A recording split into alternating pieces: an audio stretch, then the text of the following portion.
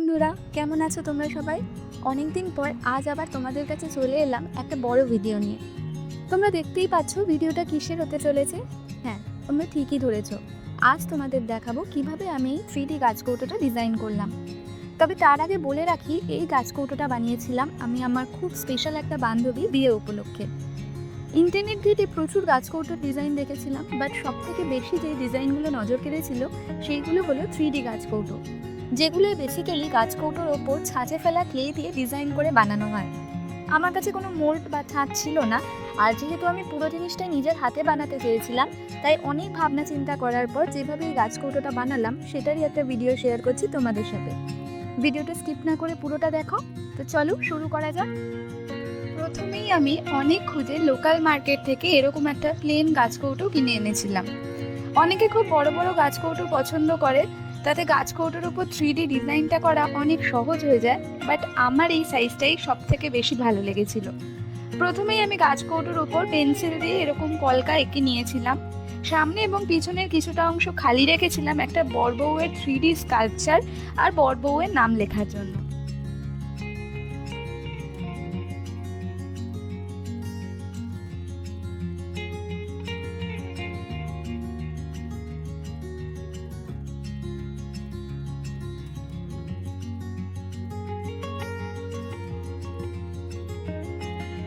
পুরো কলকার ডিজাইনটা পেন্সিলে এঁকে নেবার পর এবার আমি 3D গ্লাস লাইনার কিনে এনেছিলাম মার্কেট থেকে, এবং সেটাকে একটা প্লাস্টিক কোণের মধ্যে ভরে যেভাবে কলকার ডিজাইনটা এঁকেছিলাম ঠিক সেইভাবেই আমি 3D লাইনার দিয়ে পুরো কলকাটা কভার করে নিয়েছিলাম।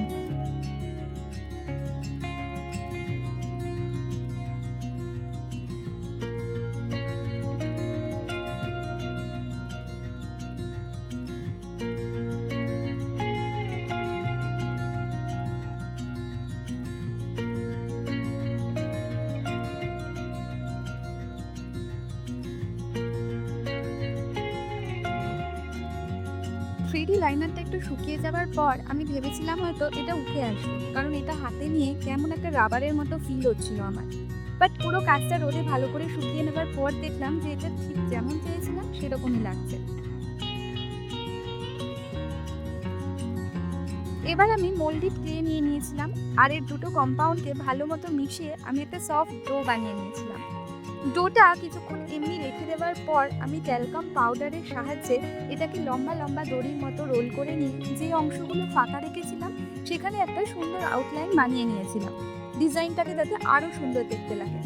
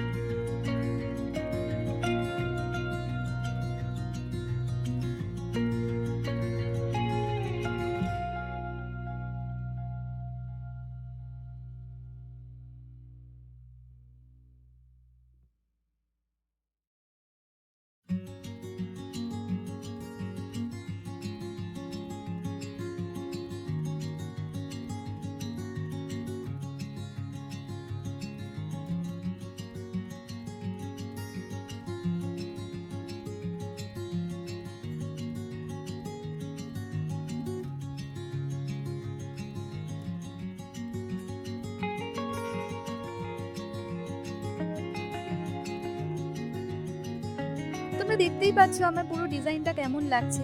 এরপর আমি বেঁচে যাওয়া মোল্ডেড ক্লে দিয়ে একটা বড়বউয়ের সিঁদুরদানের স্কাল্পচার এখানে লাগিয়ে নিয়েছিলাম। আর একটু বলে রাখি, এই স্কাল্পচারটা বানানোর ভিডিওটা তোমাদের সাথে শেয়ার করতে পারলাম না, কারণ আমি ভিডিওটা খুঁজে পাচ্ছি না। মেবি ডিলিট হয়ে গেছে, অর মেবি আমি তো রেকর্ডই করিনি। যাই হোক, যদি তোমাদের কাছে ভালো রেসপন্স পাই তাহলে কথা দিলাম এর পরের বার আরও ডিটেলে পুরো প্রসেসটা এক্সপ্লেন করব। ক্লেটা ভালোভাবে শুকিয়ে যাওয়ার পর এবার আমার ফেভারিট কাজ স্টার্ট করলাম, আর সেটা হলো কৌটোটা রং করা। প্রথমে কৌটোটাকে সাদা রং দিয়ে ভালো করে কালার করে নিয়েছিলাম, কারণ যাতে পরের রঙগুলো এতে আরও সুন্দরভাবে ফুটে ওঠে। তোমরাও যখন এটা বাড়িতে ট্রাই করবে তখন 1 অথবা 2 কোট সাদা রং দিয়ে নেবে প্রথমে, যাতে এর পরের রঙগুলো আরও ব্রাইট লাগে। সাদা রংটা শুকিয়ে যাবার পর আমি লাল আর কিছু বিশেষ বিশেষ অংশে কমলা রং দিয়ে রং করে নিয়েছিলাম পুরো কৌটোটাকে।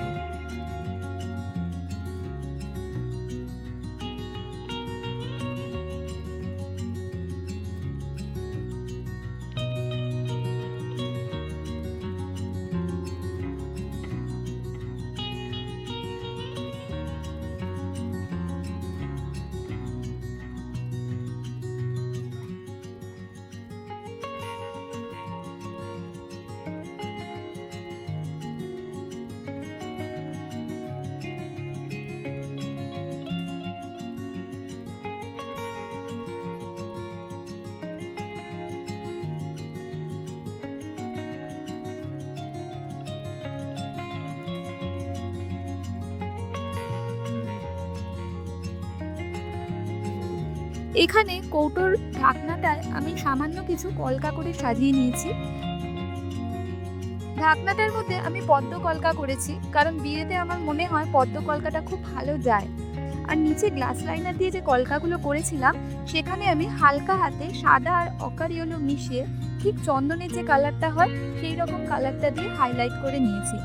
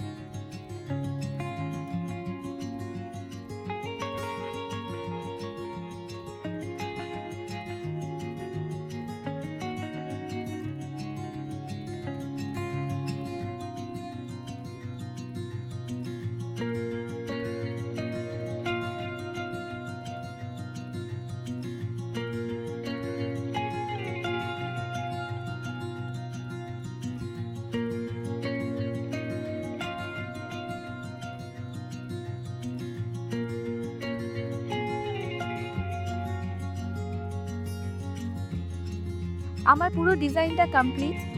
এবার এটা ভালো করে রোদে শুকাতে দিয়ে ভার্নিশ করে আর কিছু পুঁতি দিয়ে ডেকোরেট করে কমপ্লিট আমাদের 3D গাছ কৌটো।